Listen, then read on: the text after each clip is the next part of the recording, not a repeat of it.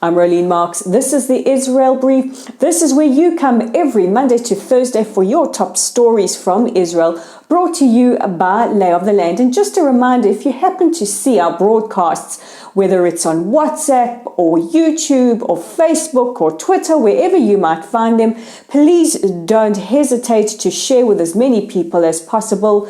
We know that the mainstream media don't always cover these kind of stories from Israel, so we need your help in making sure that the news get out there. But let's get into today's broadcast, and we begin with a very important question. Will the Muslim majority island countries of the Comoros and the Maldives be the next two countries to normalize ties with Israel? Well, according to diplomatic officials, a statement or announcement could be relatively imminent. It is confirmed that US officials have brought together officials from the Comoros and from Israel to discuss possible normalization.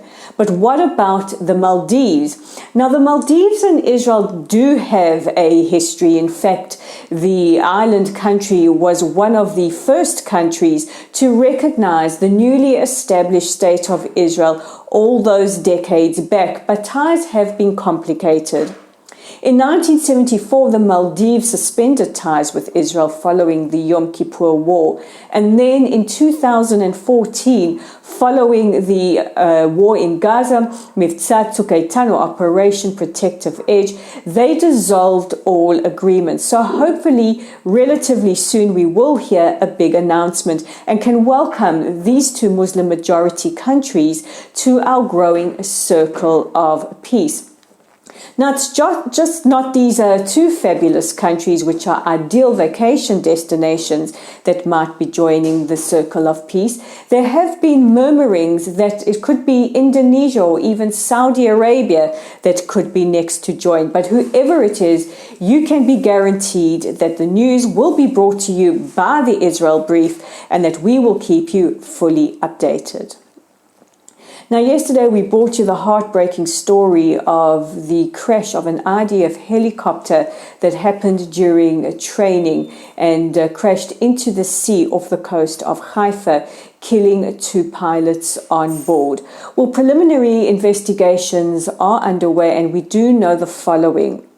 According to investigators who possibly spoke to Channel 12 News, although Channel 12 has not confirmed their sources, it would appear that a severe malfunction happened prior to the takeoff, which forced the pilots to make an emergency landing.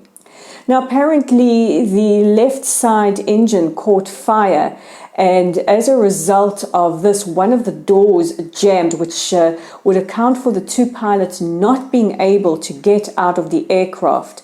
A third naval official who was on board managed to jump out, and it is believed that the two pilots lost consciousness when smoke filled the cockpit and they subsequently drowned.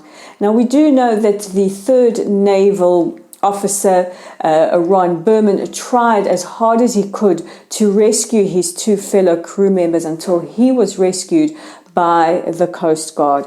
The investigation is still underway, and we will keep you updated with the results.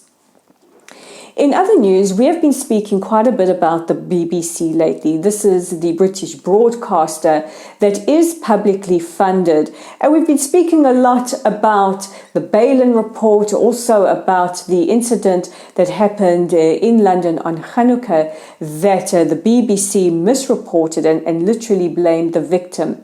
Now, yesterday, the BBC made headlines again when a rabbi who has broadcast with the organization quit after 30 years. In a very emotional resignation letter, Rabbi Rubenstein said that, the climate of anti-Semitism, some overt, some more covert over the years, has contributed to his making a decision, and that as a Jew, he never was quite part of the club. But he says a crisis of anti-Semitism is the real reason he is leaving, and cited the incident and its coverage by the BBC that took place on first night of Hanukkah.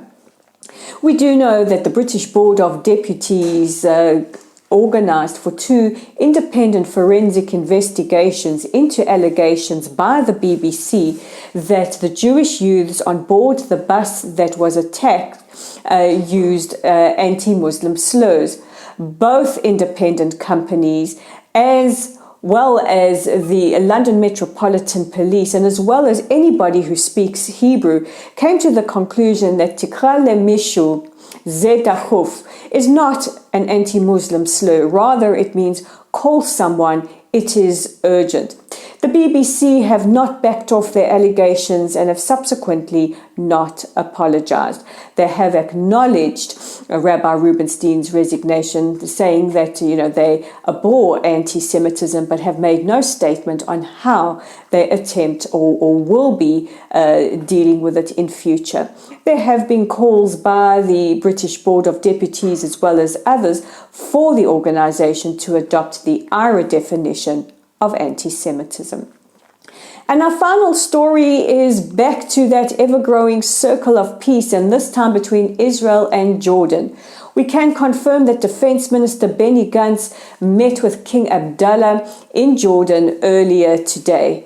The two spoke about the importance of the two countries' relations growing stronger and also regional policy and security ties.